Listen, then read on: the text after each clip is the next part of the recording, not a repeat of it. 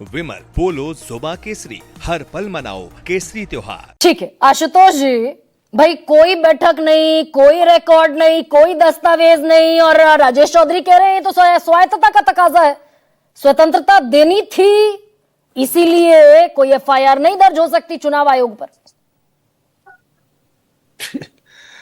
अब ये तो राजेश जी की बात है, राजेश जी जाने वो क्यों कह रहे हैं, किस लिए कह रहे हो। तो भारतीय जनता पार्टी से जुड़े हुए हैं तो जाहिर सी बात है उनकी राय बिल्कुल अलग होगी, उससे इत्तेफाक बाकी लोग रखें ये उचित नहीं है। और आजकल तो एक बड़ा फैशन निकल गया है कि अगर किसी खिलाफ एफआईआर हो जाए तो आप कह दीजिए कि नहीं आप तो कोर्ट से जाकर निपट लिए, अगर आप ईमानदार हैं, और तो आप उसके बाद कोर्ट के चक्कर काटते रहिए और कई साल कई महीने लग जाएंगे और आपको न्याय नहीं मिलेगा। तो लेकिन जो पूरा मसला है वो अपने आप में बहुत गंभीर सवाल है, और इस गंभीर सवाल पे मुझे लगता है कि बहुत गंभीरता से चर्चा करनी चाहिए कि जो कुछ भी इस वक्त बिहार के अंदर हो रहा है वो क्यों हो रहा है, किस लिए हो रहा है, किस वजह से हो रहा है, और उसका क्या क्या परिणाम होने वाला है। इतना मैं जरूर जानता हूं कि हिंदुस्तान के इतिहास में जब जब कोई व्यक्ति अपने घर से निकला है, लोगों के बीच में गया है, यात्राएं उसने की है, तो उसको कभी निराशा नहीं हाथ लगी है। नहीं सर, अगर एफआईआर इतनी जरूरी प्रक्रिया थी जो इलेक्शन कमीशन ऑफ इंडिया ने सुप्रीम कोर्ट में दलील दी कि भाई there are there were much needed, ये बड़ी रिक्वायरमेंट थी, बड़ी जरूरत थी कि एसआईआर करना है। कोई स्टडी, कोई इंडिपेंडेंट स्टडी हुई होगी। आरटीआई में पूछा क्या स्टडी की, चुनाव आयोग ने कहा नो रिकॉर्ड फाउंड। नहीं, चुनाव आयोग का तो पूरा का पूरा जो पर्सोना है वो अपने आप में संदेह से परे नहीं है। जिस बिहार के अंदर आप चुनाव के 2 महीने पहले आप उसको कराने के लिए अड़े हुए हैं, उसका कोई मतलब ही नहीं है। जिस देश के अंदर आप बड़ी गंभीरता से उसको समझना पड़ेगा, जिस देश के अंदर प्रधानमंत्री जी पिछले 5 सालों से जनगणना नहीं करा पा रहे हैं, मैं बड़ी जिम्मेदारी से इस बात को कह रहा हूं। हर 10 साल पे इस देश के अंदर जनगणना होती है। जब 2021 में यह बात आई जनगणना की तो उस वक्त क्या कहा गया कि भाई कोविड का प्रकोप है इसलिए अभी हम नहीं कर सकते। उसके बाद कोविड भी खत्म हो गया, 21 के बाद 22 आ गया, 22 के बाद 23 आया, 23 के बाद 24 और 25 में प्रवेश करने वो भी खत्म होने वाला है, और अभी तक सरकार जो है जनगणना कराने की हिम्मत नहीं करा पाई है। तब जो सरकार जनगणना कराने की हिम्मत नहीं करा पा रही है वो बिहार के अंदर 1 महीने के अंदर वो ये कह रही कि हम 7.5 करोड़ पौने 8 करोड़ लोगों का कि क्या काम बहुत माइन्यूटली जाके उनके बारे में उनकी सारा दस्तावेज इकट्ठा करके बता देंगे कि भाई। और इसके लिए कोई बैठक नहीं हुई, इसके लिए कोई डिस्कशन नहीं हुआ, कोई फाइल तैयार नहीं हुई, सिर्फ 1 पेज का सर्कुलर जारी करके चुनाव आयोग ने पूरे प्रोसेस को आगे बढ़ा दिया। कोई रिकॉर्ड नहीं है चुनाव आयोग के पास।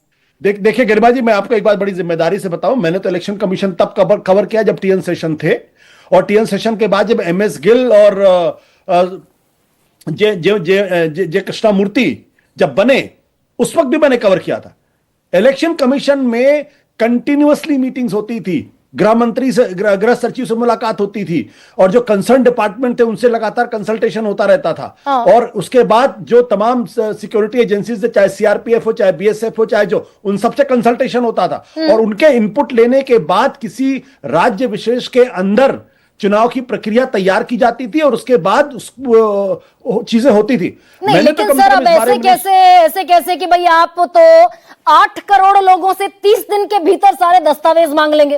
30 दिन के भीतर, 30 दिन के भीतर उसी कानून के तहत, आरटीआई के तहत आप भी बाध्य हैं कि आपको भी अपने दस्तावेज पब्लिक डोमेन में रखने होंगे। आप साफ मुकर कर परे हो गए।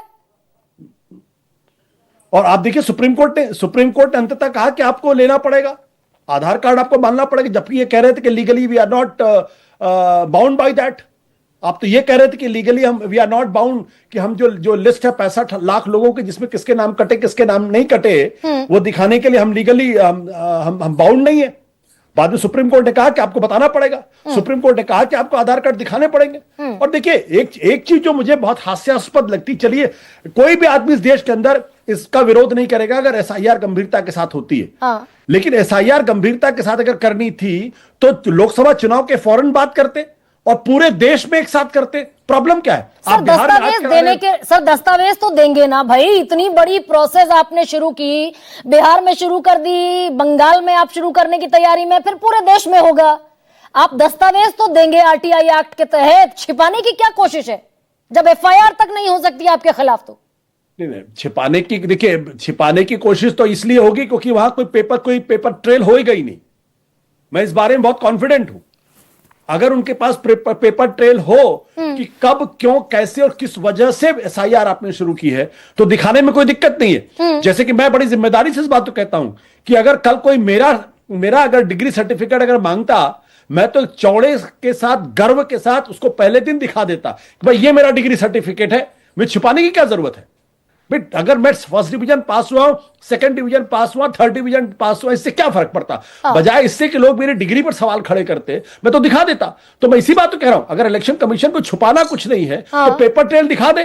भाई क्या आवश्यकता थी, कौन सी स्टडी आपने कराई, उससे पहले जो आपने समरी रिवीजन कराया था, क्या उस समरी रिवीजन में कौन सी त्रुटियां पाई गई थी जिसके आधार पर आपको लगा कि एसआईआर करने की जरूरत है। शुरू में यह कहा गया कि हम दरअसल रोहिंग्या को, घुसपैठियों को, बांग्लादेशियों को, लेकिन मुझे तो नहीं लगता एक भी घुसपैठिए की पहचान इस पूरे एसआईआर के दौरान की गई। कम से कम तो 65 लाख लोगों के नाम नहीं है, 65 लाख लोगों के नाम जिसको आप काटे हैं। इसके अलावा तो बाकी सारे लोग, जो लोगों के लिस्ट में नाम है वो सारे तो घुसपैठिए, वो तो सारे घुसपैठिए नहीं है, उनमें एक भी बांग्लादेशी नहीं है, उनमें एक भी रोहिंग्या नहीं है। तो 65 लाख जो आपने काटे उसमें एक बता दीजिए कोई घुसपैठिया, एक भी बता दीजिए ना। नहीं सर, एक और क्लैरिटी दे दीजिए, मुझे भी क्लैरिटी दे दीजिए, एक और क्लैरिटी ये दे दीजिए, आरटीआई एक्ट के तहत चुनाव आयोग आता है कि नहीं आएगा? नहीं, आरटीआई एक्ट के तहत चुनाव आयोग आता है। हाँ। और मैंने ये बात चुनाव जो इंफॉर्मेशन कमिश्नर के एक पुराने कमिश्नर से पूछा तो उन्होंने कहा स्पष्ट तौर पर आता है, और अगर इलेक्शन कमीशन से पूछा जाएगा तो इलेक्शन कमीशन कानूनी तौर पर बाध्य होगा उसका जवाब देने के लिए। तो अगर ये इंफॉर्मेशन नहीं रखी तब भी अपराध है, और रखी और नहीं देना चाहता इलेक्शन कमीशन पब्लिक डोमेन में तब भी अपराध है। और ये तो एनडीए सरकार की नाक के नीचे इलेक्शन कमीशन क्राइम करता दिख रहा है क्या? बट गरिमा जी, एक चीज को आप ध्यान दीजिए कि जिस आरटीआई क्रांति की वजह से, आरटीआई रिवोल्यूशन इस देश के अंदर हुआ था भ्रष्टाचार को रोकने के लिए, और जो मनमोहन सिंह की सरकार को जो नुकसान झेलना पड़ा उसका बहुत बड़ा कारण था आरटीआई। 2014 के बाद से आरटीआई की बेमौत उसकी मौत हो रही है। हर दिन आरटीआई को कमजोर किया जा रहा, हर दिन कोई ना कोई बहाना बना के आरटीआई के माध्यम से कोई जानकारी नहीं दी जा रही। यहां तक कि आरटीआई के कमिश्नर के अपॉइंटमेंट्स में भी, उनकी सैलरी में भी, उसमें भी दिक्कत पैदा की जा रही है। अब सर दरअसल क्या ये नाक के नीचे इस देश की पार्लियामेंट में बने हुए कानून का सरकार की नाक के नीचे दुरुपयोग भी माना जाए कि नहीं माना जाए, इस पर भी एक बहस अभी शुरू होनी बाकी है। लेकिन सुनील सिंह साजन, अखिलेश यादव जो नारा, अगर आपकी इजाजत हो तो 5 सेकंड में अपनी बात कह दूं। आपने जो बात आपने देखिए, ये बड़े अफसोस की बात है कि पिछले एक हफ्ते के अंदर देश के गणमान्य पत्रकारों और सीनियर जो हमारे देश के एमिनेंट सिटीजन्स हैं, उनके खिलाफ वाणी की स्वतंत्रता को रेस्ट्रिक्ट करने वाले एफआईआर दर्ज हुए हैं। और सुप्रीम कोर्ट उनके डिफेंस में नहीं आया है। सुप्रीम कोर्ट ने सिर्फ इतनी कृपा की कि उनके खिलाफ कोएर्सिव एक्शन नहीं होगा। अगर वाणी की स्वतंत्रता इस देश के अंदर नहीं होगी तो लोकतंत्र कैसे होगा, यह सवाल है आज की तारीख में।